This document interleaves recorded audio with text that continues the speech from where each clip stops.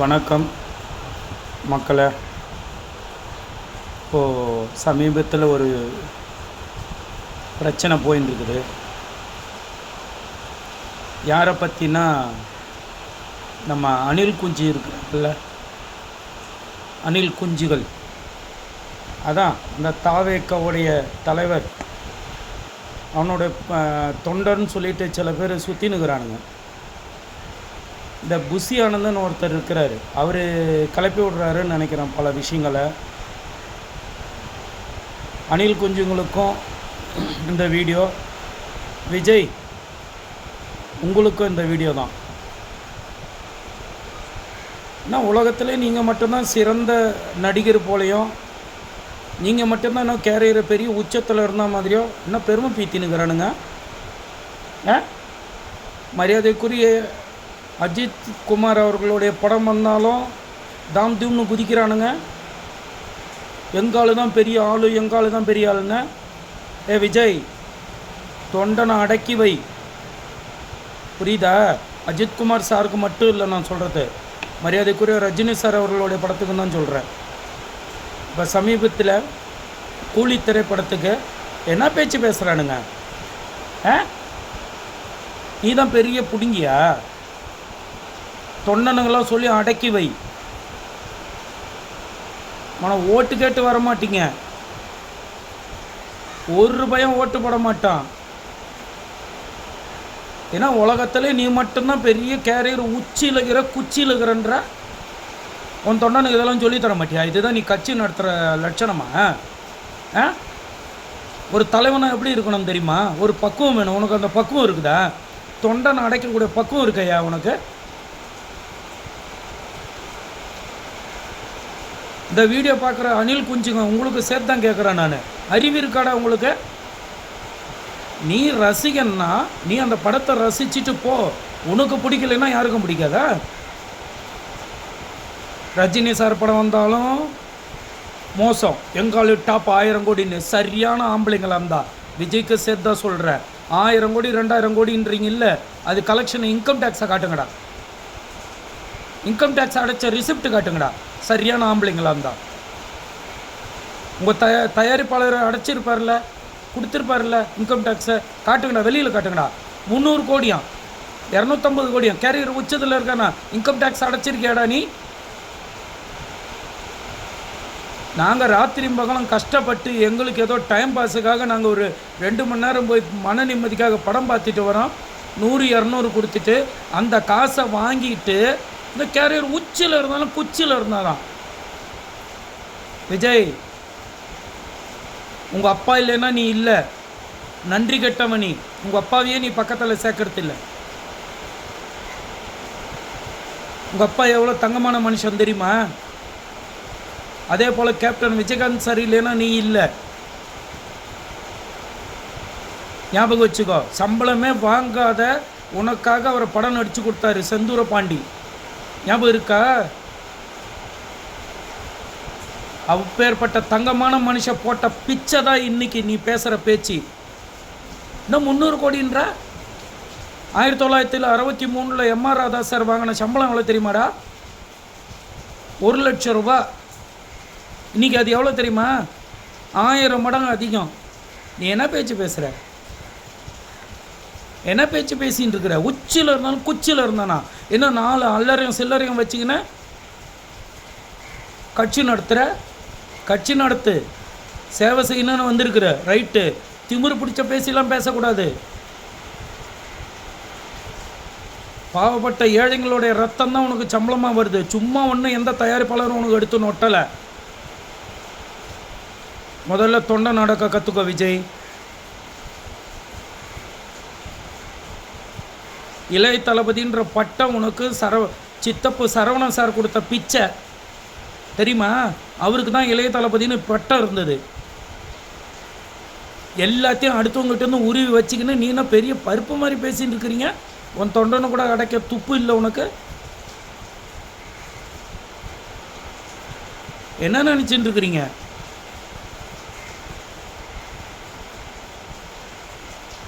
படிப்பு வரலன்ட்டு தானே வந்த நீ நடிக்க. அதே நீ ஒரு மேடையில் சொன்னல, எனக்கு படிப்பே வரலன்ட்டு தான் நான் நடிக்க வந்தேன். இப்போ நடிப்பு வரலன்னு எதில் வந்த? இப்போ அரசியலுக்கு வந்திருக்கிறியா?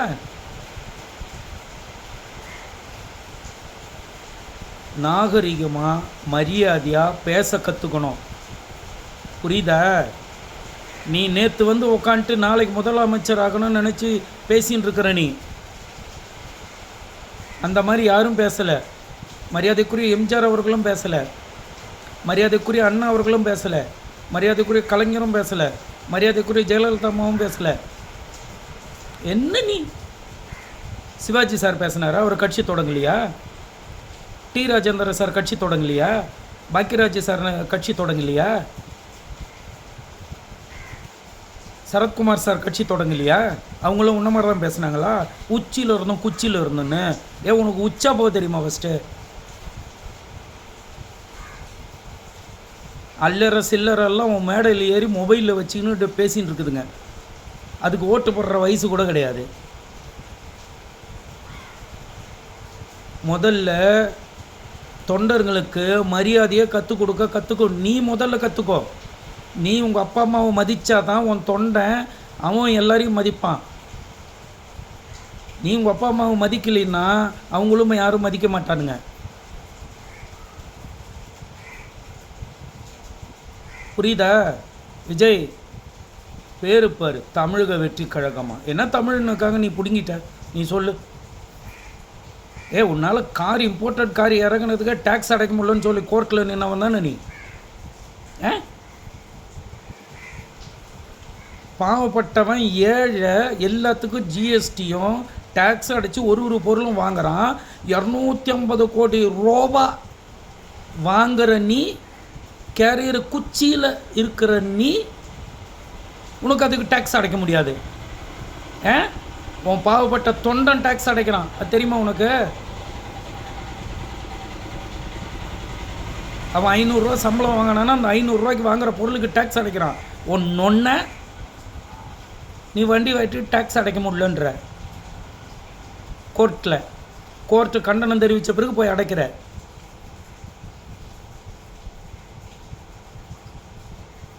யார்? புசியானந்து இருக்கிற திமிரில் பேசுறிய நீ?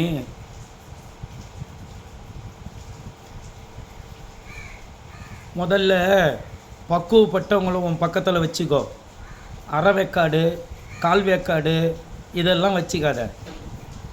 அப்புறம் வாழ்க்கை திருப்பி நீ போனப்பார் நாளைய திருப்புன்ற ஒரு இடத்துக்கு அங்கே போயிடுவ. வந்த இடமும் தெரியாது, போகிற தடமும் தெரியாது ஆக்கிடுவாருங்க தமிழ் மக்கள். நோண்டாத. எந்த நடிகரையும் அவ்வளோ சீப்பாக பேசாத. மரியாதைக்குரிய ரஜினி சார் வயசில் நீ உயிரோடு இருப்பிய நீ? இப்போவே 3 நிமிஷம் நின்று உன்னால் பேச முடியல, 5 நிமிஷம் நிற்க முடியல.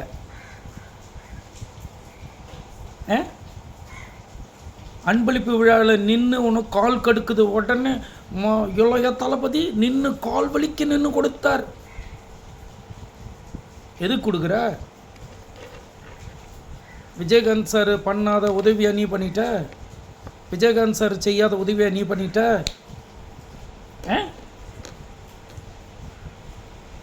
இன்னைக்கு கட்சி தொடங்குவாராம், நாளைக்கு முதலமைச்சர் ஆகிடுவாராம். என்னங்கடா உங்கள் சீனு?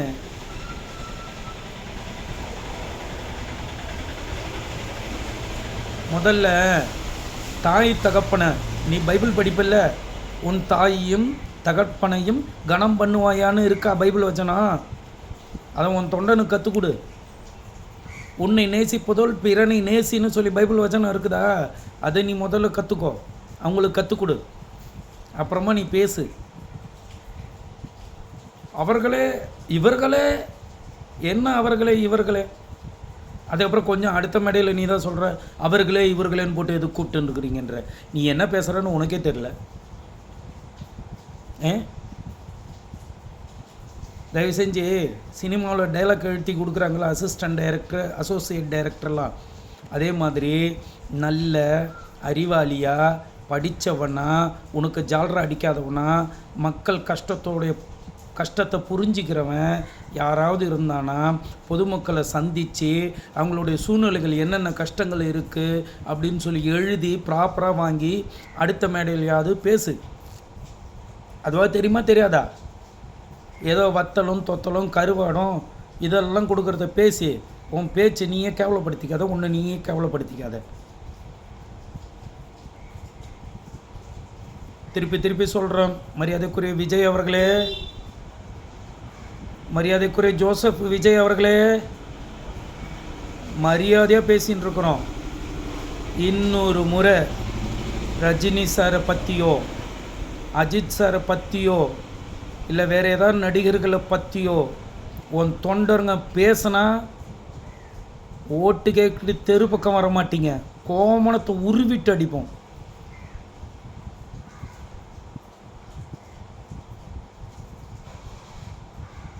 உலகம் முழுக்க உனக்கு மட்டும்தான் உலகம் முழுக்க இருக்கிறாங்களா ரசிகரா? என்னங்கடா சீன் போடுறீங்க கூடுதலா? அவ்வளோதான். தொண்டனை அடக்க கற்றுக்கோ. தொண்டனை அடக்க தெரியலன்னா போ, வெளில போ. நீ எதுக்கு சினிமா நடிக்கிற? நீ எதுக்கு கட்சி நடத்துகிற?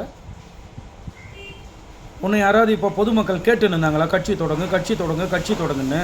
நீயா வந்த, நீயா ஆரம்பிக்கிற?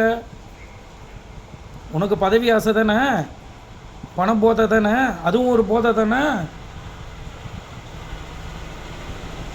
போதையில் தானே இப்போ பண்ணுற நீ. பண போதை, கேரியர் உச்சத்தின் போதை.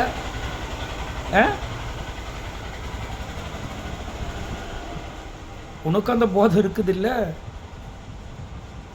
அதனால்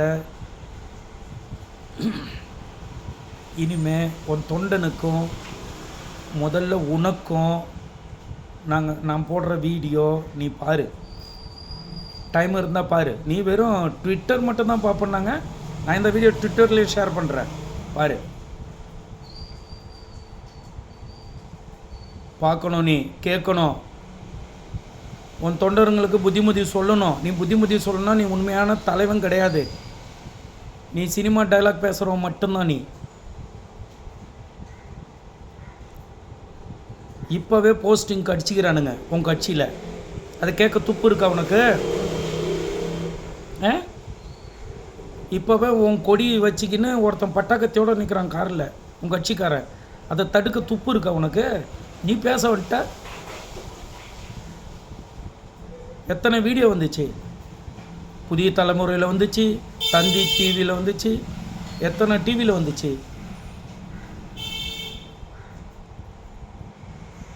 நாங்களாம் மக்கள் பார்த்துன்னு தான் இருக்கிறோம். நீ நினச்சிக்கிற மக்கள்லாம் மறந்துடுவாங்கன்னு. நீ சொன்ன டைலாக் தான் மோதிக்கு சொன்ன மாதிரி.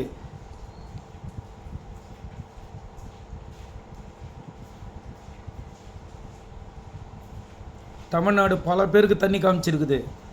அந்த தண்ணி உனக்கு காட்டுற மாதிரி வச்சிடாத. அந்த தண்ணி நாங்கள் காட்ட ஆரம்பித்தோம், நான் ஃபஸ்ட்டே சொன்ன மாதிரி தான், வர்ற இடமும் தெரியாது, போகிற தடமும் தெரியாது உனக்கு. நீ யாரோடைய கைக்கூலியாக வேணால் இருந்துக்கோ. ஜனங்களையும் ஜனங்க சந்தோஷப்படுற அந்த என்டர்டெயின்மெண்ட், பொழுதுபோக்கு சினிமா, அதுவையும் யாரும் நோண்டக்கூடாது. உன் ரசிகனுக்கு புத்திமதி சொல்லி வை, புரியுதா?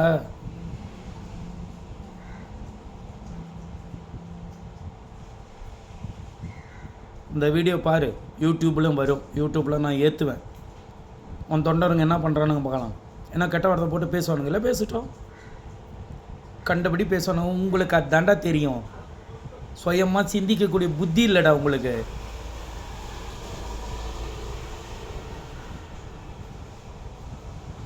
பேசுங்க.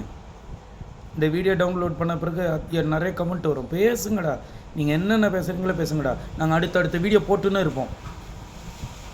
உன் தொண்டை ஒரு பையன் மாவட்ட செயலாளரோ கழக செயலாளரோ கழக வட்ட செயலாளரோ ஒரு பையன் ஓட்டு கேட்க வர முடியாது. மரியாதையாக இருக்க கற்றுக்கணும்.